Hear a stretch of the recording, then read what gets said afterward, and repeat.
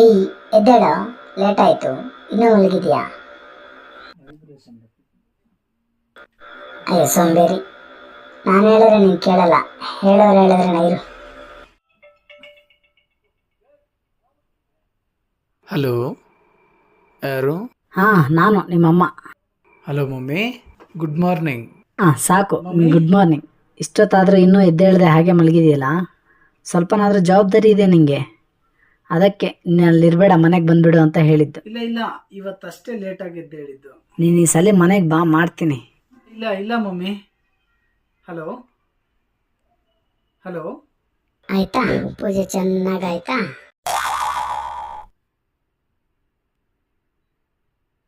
ಏನೋ ಗುರಾಯಿಸ್ಕೊಂಡು ನೋಡ್ತಾ ಇದೀಯಾ? ನಿಂಗೇನೋ ಇದ್ದ ಕಡೆನೇ ಎದ್ದು ನಿದ್ದೆ ಬರಲ್ಲ, ಆದರೆ ನಮ್ಗಂಗಲ್ವಲ್ಲ. ಬೆಳಗ್ಗೆಯಿಂದ ಸಾಯಂಕಾಲದವರೆಗೂ ಆಫೀಸಲ್ಲಿ ಕೆಲಸ ಮಾಡಬೇಕು, ರಾತ್ರಿ ಬಂದು ಅಡುಗೆ ಮಾಡಬೇಕು, ಮತ್ತೆ ಬೆಳಗ್ಗೆ ಎದ್ದಬೇಕು. ಈ ಗ್ಯಾಪಲ್ಲಿ ಒಂದು ಸ್ವಲ್ಪ ಹೊತ್ತು ಮಲ್ಕೊಂಡ್ರೆ ತಪ್ಪೇನು? ನಿಮಗೇನೋ ಇದ್ದ ಕಡೆನೇ ಎಲ್ಲ ಬರ್ತವೆ, ಆದರೆ ನಮ್ಗಂಗಲ್ವಲ್ಲ. ಎದ್ದು ರೆಡಿ ಆಗಲೇಬೇಕು, ಕೆಲಸಕ್ಕೆ ಹೋಗ್ಲೇಬೇಕಪ್ಪ. ಹೋಗ್ತೀವಿ. ಬೆಳಿಗ್ಗೆ ಬೇಗ ಹೇಳೋದು ಒಂದು ಒಳ್ಳೆ ಲಕ್ಷಣ ಕಣೋ. ಏನ್ ಪ್ರಪಂಚದಲ್ಲಿ ನೀನೊಬ್ನೇನಾ ಕೆಲಸ ಮಾಡ್ತಿರೋದು? ಬೇರೆ ಯಾರು ಮಾಡ್ತಿಲ್ವಾ?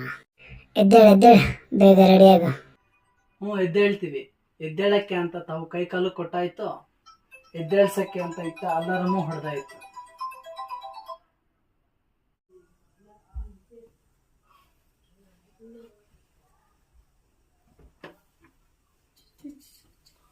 ಏನಿದು ಸ್ಪೀಡ್ ನೋಡ್ತಾ ಇದ್ರೆ ನನ್ನ ಮೇಲೆ ಕೋಪ ಮಾಡ್ಕೊಂಡು ಹೋಗ್ತಾ ಇದ್ದಂಗ ಅವನೇ.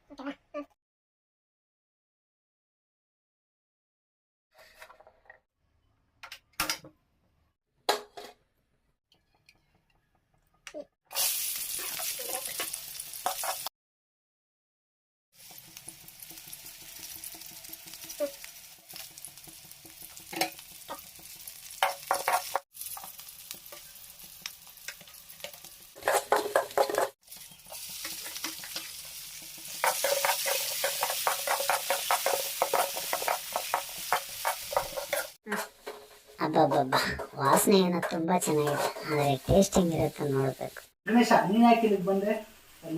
ನನ್ನ ಮನೆ ಕಣೋ, ನನ್ನ ಇಷ್ಟ, ಎಲ್ಲಾದ್ರೂ ಇರ್ತೀನಿ. ನಮ್ಮ ಹುಡುಗ ಹಿಂಗೆ ಸೈಲೆಂಟ್ ಆಗಿದ್ರೆ ಆಗ ಬರಲ್ಲ. ಸ್ವಲ್ಪ ಎನರ್ಜಿ ಕೊಟ್ಟು ಎಂಟರ್ಟೈನ್ಮೆಂಟ್ ತಗೊಳ್ಳೋಣ.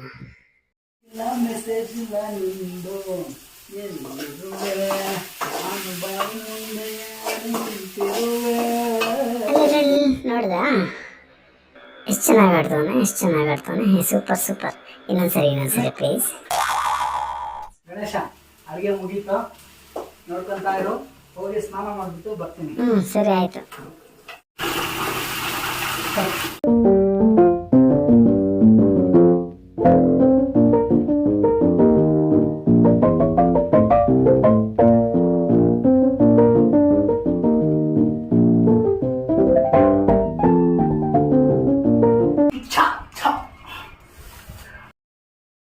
ಒಳ್ಳೆ ಜೋಕರ್ ತರನೇ ಕಾಣ್ತೀಯ ಬಿಡು.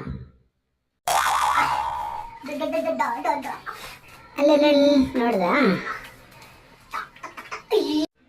ಇದ್ಯಾವುದೋ ಕೋಳಿ ಜೆಟ್ಟು, ತುಂಬಾ ಚೆನ್ನಾಗಿದೆ. ಹಿಂಗೆ ಇಟ್ಕೊಂಡ್ಬಿಡ ಪರ್ಮನೆಂಟ್ ಆಗಿ. ಡ್ಯಾನ್ಸ್ ಸೂಪರ್ ಆಗಿ ಮಾಡ್ತೀಯ ಕಣ.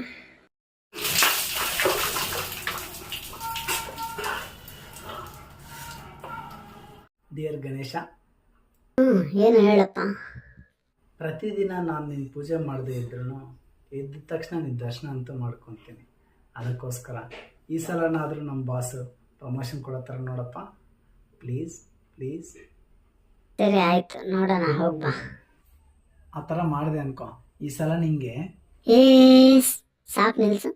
ನೀನು ಅದು ಮಾಡ್ತೀನಿ ಇದು ಮಾಡ್ತೀನಿ ಅಂತ ಹೇಳಕ್ಕೆ ಹೋಗ್ಬೇಡ. ನೀನು ಕೊಡ್ತೀನಿ ಅಂತ ಹೇಳೋದು, ನಾನು ಅದನ್ನು ನಂಬ್ಕೊಂಡಿರೋದು ಯಾಕೆ ಬೇಕಪ್ಪ? ಅಂದರೆ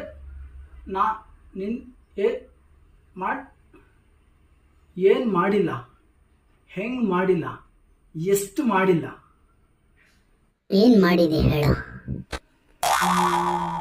ಹಾಂ, ಚಿಕ್ಕ ವಯಸ್ಸಲ್ಲಿ ನಿನ್ನ ತರಕ್ಕೆ ಅಂತ ರೋಡ್ ಪಕ್ಕದಲ್ಲಿ ನಿಂತು ಹೋಗಿ ಬರೋ ಗಾಡಿಗಳನ್ನೆಲ್ಲ ಅಡ್ಡ ಹಾಕಿ ದುಡ್ಡು ವಸೂಲಿ ಮಾಡ್ತಾ ಇದ್ವಾ? ನಾನು ಮಾಡು ಅಂತ ಹೇಳಿದ್ನೇನು? ಹಬ್ಬ ಮಾಡಕ್ಕೆ ಅಂತ ಊರಲ್ಲಿ ಎಲ್ರ ಜೊತೆನೂ ಜಗಳ ಆಡಿ ದುಡ್ಡು ಕಿತ್ಕೊಂಡಿದ್ವಾ? ಆ ಟೈಮಲ್ಲಿ ಯಾರಾದರೂ ಬಿಡಬೇಕಾಗಿತ್ತು. ಎಲ್ಲರೂ ಅಲ್ಲಿ ಇಲ್ಲಿ ದೇವಸ್ಥಾನಕ್ಕೆ ಅಂತ ಹೋದಾಗ ನಾನು ನಿಂದೇ ದೇವಸ್ಥಾನಕ್ಕೆ ಬರ್ತಾ ಇದ್ನಾ? ದೇವಸ್ಥಾನಕ್ಕೆ ಏನಾಗಿ ಬರ್ತಿದೆ ಅಂತ ನನಗೆ ಗೊತ್ತಿಲ್ವೇನು? ಇಷ್ಟೆಲ್ಲ ಮಾಡಿದ್ರು ಏನೂ ಮಾಡಿಲ್ಲ ಅಂತ ಹೇಳ್ತಾ ಇದೆಯಲ್ಲ, ಸ್ವಲ್ಪನಾದ್ರೂ ಮಾನವೀಯತೆ ಇದೆ ನಿಂಗೆ? ಸರಿ, ತಾವು ಹೇಳಿದ್ ಮುಗೀತಾ? ಈಗ ನಾನು ಹೇಳಲಾ? ಹೇಳಿ. ಚಿಕ್ಕ ವಯಸ್ಸಲ್ಲಿ ಯಾವುದೇ ಆಟ ಆಡಿದ್ರು ನಾನೇ ಗೆಲ್ಲಬೇಕು, ಬೇರೆಯವ್ರು ಗೆಲ್ಬಾರ್ದು ಅಂತ ಕೇಳ್ಕೊಂಡಾಗ ಮಾಡಿದಿನ ಇಲ್ಲ. ಅಂದ್ರೆ ಅದು ನಿಮ್ ಕ್ರೆಡಿಟಾ, ನನ್ ಟ್ಯಾಲೆಂಟ್ ಅಲ್ವಾ? ನನ್ನ ಕೇಳ್ಕೊಂಡು ನಿನ್ ಟ್ಯಾಲೆಂಟ್ ಅಂತ ಹೇಳ್ತೀಯಲ್ಲ. ಕ್ಲಾಸಲ್ಲಿ ಹೋಮ್ವರ್ಕ್ ಬರೀದೇ ಇದ್ದಾಗೆಲ್ಲ ದೇವ್ರೇ ಮೇಡಮ್ ನನ್ನ ಹೊಡಿಬಾರ್ದು ಬೈಬಾರ್ದು ಅಂತ ಕೇಳ್ಕೊಂಡಾಗ ಮಾಡಿದಿನ ಇಲ್ವಾ? ಅಫ್ಕೋರ್ಸ್ ಸಮ್ ಟೈಮ್ ಮಾಡಿದ್ರ ಅನ್ಕೊಳ್ಳಿ. ರಾತ್ರಿ ಹೊತ್ತಲ್ಲಿ ಈಚೆ ಹೋಗ್ತಿದ್ದೇನೆ ನೀನು? ನಾನು ಹೋಗಲ್ಲಪ್ಪ, ನಂಗೆ ತುಂಬ ಭಯ. ರಾತ್ರಿ ಟೈಮಲ್ಲಿ ಉಚ್ಚೋಗಕ್ಕೆ ಹೋದ್ರೆ ಹೆದರ್ಕೊಂಡು ಸಾಯ್ತಿದ್ದೆ, ಆಗೆಲ್ಲ ಪಕ್ಕದಲ್ಲೇ ಇರ್ತಿದ್ನಲ್ಲ. ಹೌದಾ, ಸರಿ. ಇನ್ನು 10th ಕ್ಲಾಸಲ್ಲಿ ಜಸ್ಟ್ ಪಾಸ್ ಮಾಡಿಸು, ನಿಂಗೆ 100 ತೆಂಗಿನಕಾಯಿ ಹೊಡಿತೀನಿ ಅಂದೆ. ಒಂದಾದರೂ ಹೊಡೆದ? ಇಲ್ಲ. ಆದರೂ ಪಾಸ್ ಮಾಡಿದೆ. ಆ ವಯಸ್ಸಲ್ಲಿ ಅಂದ್ರೆ ದುಡ್ಡು ಇರಲಿಲ್ಲ, ಅದಕ್ಕೆ ಮಾಡಲಿಲ್ಲ. PUC 3 ಸರಿ ಫೇಲ್ ಆದೆ, ಹೋದ್ರೆ ಹೋಗ್ಲಿ ಅಂತ 4ನೇ ಸರಿ ಪಾಸ್ ಮಾಡಿದೆ. ಏನು ಕೊಟ್ಟೆ? ಡಿಗ್ರಿಯಲ್ಲಿ ಚೆನ್ನಾಗಿ ಕಾಣೋ ಹುಡುಗಿರ್ನೆಲ್ಲ ನೋಡಿ ಇವಳು ನನ್ನವಳು, ಅವಳು ನನ್ನವಳು, ಅವಳು ಸೆಟ್ ಆಗಲಿ ಇವಳು ಸೆಟ್ ಆಗಲಿ ಅಂತ ಸುತ್ತಾಡಿದೆ. ಆ ವಯಸ್ಸಂತದ್ದು, ನಾನೇನು ಮಾಡಲಿ? ವಯಸ್ಸಲ್ಲಿ ಬೇಡ ಅಂದರೂ ನೀನು ಕೊಡೋ ಮಾತುಗಳಿಗೆ ಯಾರನ್ನಾದ್ರೂ ಸೆಟ್ ಮಾಡಿಬಿಡೋಣ ಅನ್ಕೊಂಡೆ. ಆದರೆ ಯಾರನ್ನ ಸೆಟ್ ಮಾಡಲಿ ಅಂತ ಗೊತ್ತಾಗ್ದು ನನ್ನನ್ನೇ ಕನ್ಫ್ಯೂಷನಲ್ಲಿ ಇಟ್ಬಿಟ್ಟೆ. 4 ಹುಂಡಿಯಲ್ಲಿ ಹಾಕಿ 4,000 ಆಸೆಗಳನ್ನ ಮುಂದೆ ಇಡ್ತಿದ್ದಲ್ಲ, ಅಂಗೈ ಮುಂದೆ ಇಟ್ಟು ಆಕಾಶನೇ ಕೇಳ್ತಿದ್ದಲ್ಲ. ನೀನು ಮಾನವೀಯತೆ ಬಗ್ಗೆ ಮಾತಾಡ್ತೀಯಾ? ಏನೋ ನಿಮ್ಮ ಮೂಡ್ ಸರಿ ಇಲ್ಲ ಅನ್ಸುತ್ತೆ. ಸರಿ, ಬಾಯ್ ಬಾಯ್, ಸಾಯಂಕಾಲ ಮಾತಾಡೋಣ. ಹೋಗು, ಸಾಯಂಕಾಲ ಬರ್ತೀಯಲ್ಲ ಆವಾಗ ಮಾಡ್ತೇನೆ. ಬಂದ ನೋಡಪ್ಪ ನಮ್ಮ ಹುಡುಗ. ಏನು ಒಳ್ಳೆ ಕೊಡ್ಕೊಂತಾರ ಬರ್ತಾ ಇದೆಯಾ?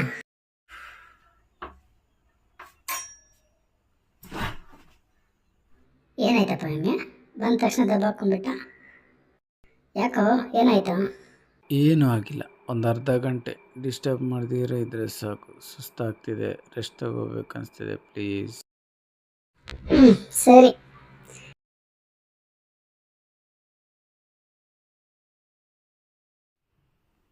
ಎದ್ದೇಳ, ಸಾಕು, ನಿದ್ದೆ ಹೋಗಿದ್ದು. 5 ಗಂಟೆ ಆಯ್ತು. ಇವನಿಗೆ ಹೇಳಿದ್ರೆ ಕೇಳಲ್ಲ, ಮಾಡೋ ಕೆಲಸ ಮಾಡಬೇಕು.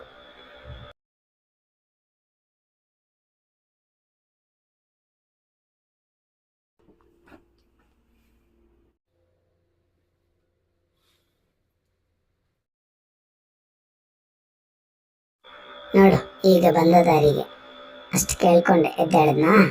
ಈಗ ನೋಡು, ಬೂಸ್ಟು ಹಾರ್ಲಿಕ್ಸ್ ಕುಡ್ದು ಒಂಥರ ಎಷ್ಟು ಬೇಗ ಬೇಗ ರೆಡಿ ಆಗ್ತಾವನು. ನಾವು ನಿಮಗೆ ತೋರಿಸೋದು ಒಳ್ಳೆ ದಾರಿನೇ, ಆದರೆ ತಪ್ಪು ದಾರಿಯಲ್ಲಿ ಹೋಗೋದು ನೀವೇನೆ. ಕೇಳದೆ ಇದ್ದಾಗ ಹಿಂಗೆ ಮಾಡೋದು.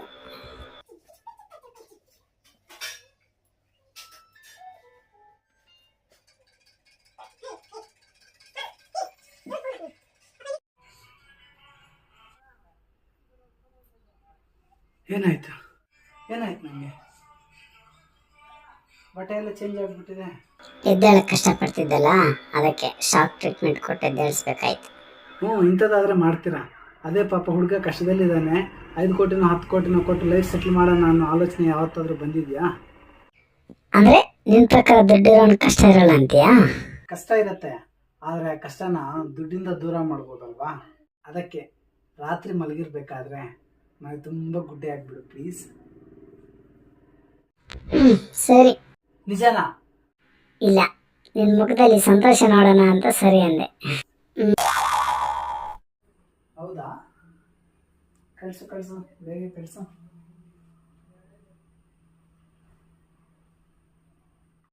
ಯಾಕೋ ಮಾಡೋ ಕೆಲಸ ಬಿಟ್ಟು ಬಂದು ಇಲ್ಲಿ ಕೂತಿದ್ಯಾ? ನಮ್ಮ ಹುಡುಗಿ ಫೋನ್ ನಂಬರ್ ಸಿಕ್ಕಿದೆ ಅಂತ ಈಗಷ್ಟೇ ನನ್ನ ಫ್ರೆಂಡ್ ಫೋನ್ ಮಾಡಿ. ಅಬ್ಬಾ, ಎಷ್ಟು ದಿನ ಆಗಿತ್ತು ಅವಳನ್ನ ನೋಡಿ ಮಾತಾಡಿಸಿ. ಕೆಲಸದ್ದೇನಿದೆ, ಯಾವಾಗಲೂ ಇರೋದೇ ತಾನೆ, ಮಾಡಿದ್ರೆ ಆಯಿತು. ನಿನ್ನ ಫ್ರೆಂಡ್ ಫೋನು ರೋಡಲ್ಲಿ ಬರ್ತಿರ್ಬೇಕಾದ್ರೆ ಜಾರ್ ಮನೇಲಿ ಬಿದ್ದಿರ್ಬೇಕೆ? ಏ ಸುಮ್ಮನಿರು, ಈಗಷ್ಟೇ ಫೋನ್ ಮಾಡಿದ್ದ, ಅದಂಗೆ ಬಿದ್ದೋಗಿರುತ್ತೆ. ಅದು ಬಿದ್ದಿಲ್ಲ, ನಾನೇ ಬೇಕು ಅಂತ ಬೀಳಿಸ್ದೆ. ಯಾಕೆ? ಮಾಡೋ ಕೆಲಸ ಬಿಟ್ಟು ಲವ್ ಆಟ ಆಡಕ್ ಬಂದಿದೆಯಲ್ಲ ಅದಕ್ಕೆ. ನೋಡು ಗಣೇಶ, ಆ ಥರ ಮಾತ್ರ ಮಾಡಬೇಡ. ಬೇಕಂದ್ರೆ ಆ ಕೆಲಸ ಮಾಡಿಬಿಟ್ಟು ಬಂದೇ ಚಾಟ್ ಮಾಡ್ತೀನಿ, ಸರಿನಾ? ಏಯ್, ಏನು ರೋಪ್ ಆಗ್ತಿದ್ಯಾ? ರಿಕ್ವೆಸ್ಟ್ ಬೇಕು. ಸರಿ ಪ್ಲೀಸ್. ಸರಿ, ಮಾಡಿದ್ದು ಮುಗಿದ ಮೇಲೆ ನಂಬರ್ ಕೊಡಿಸ್ತೀನಿ, ಹೋಗು. ನೀನೋಗಿ ಆ ಕೆಲಸ ಮೊದಲು ಮಾಡು.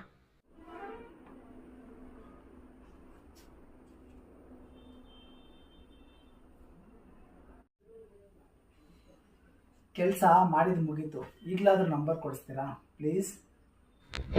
ಸರಿ. ಗಣೇಶ, ಅವನ ಫೋನ್ ಸ್ವಿಚ್ ಆಫ್ ಬರ್ತಿದೆ, ಪ್ಲೀಸ್ ಬೇಗ ಕೊಡಿಸಿ. ರುಕೋ ಜರಾ, ರುಕೋ.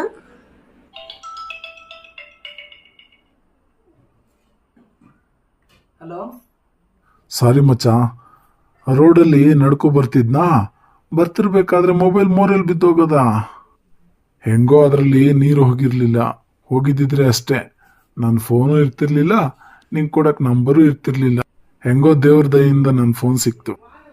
ಆಗಿದ್ದಾಯ್ತು, ನಂಬರ್ ಕಳಿಸು.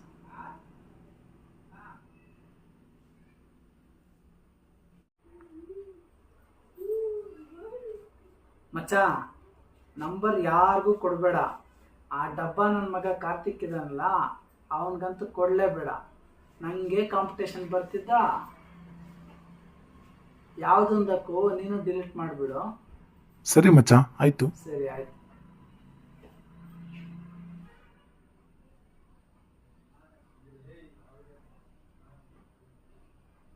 ಏಯ್, ಯಾಕೋ ನನ್ ಕಳ್ಸಿದ ನಂಬರ್ ಡಿಲೀಟ್ ಮಾಡಿದೆ?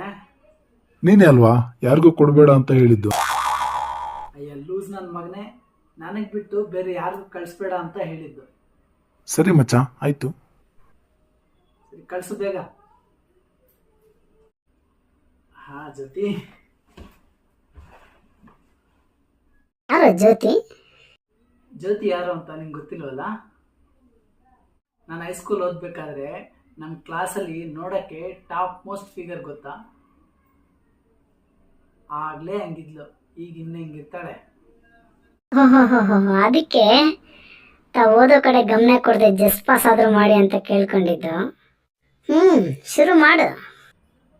ಏಯ್, ಯಾಕೆ ಹಂಗ್ ನೋಡ್ತಿದ್ಯಾ? ಗಣೇಶ, ನಾನು ಕಳಿಸೋ ಪ್ರತಿ ಮೆಸೇಜ್ಗೂ ಪಾಸಿಟಿವ್ ರಿಪ್ಲೈನೇ ಬರಲಿ ಪ್ಲೀಸ್. ಹಂಗೂ ಅದಕ್ಕೂ ಸಂಬಂಧ ಇಲ್ಲ, ನಿನ್ ಪಾಡು ಏನಾದ್ರೂ ಮಾಡ್ಕೊ.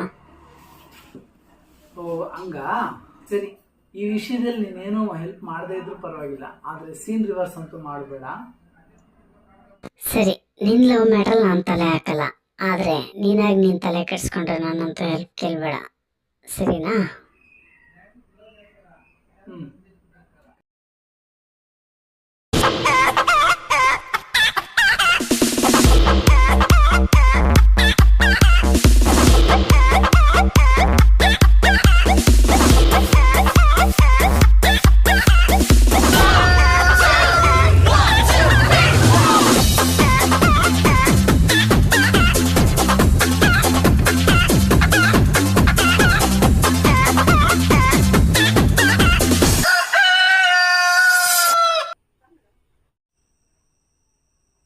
S yes ಹೇಳ್ಬಿಟ್ಲು.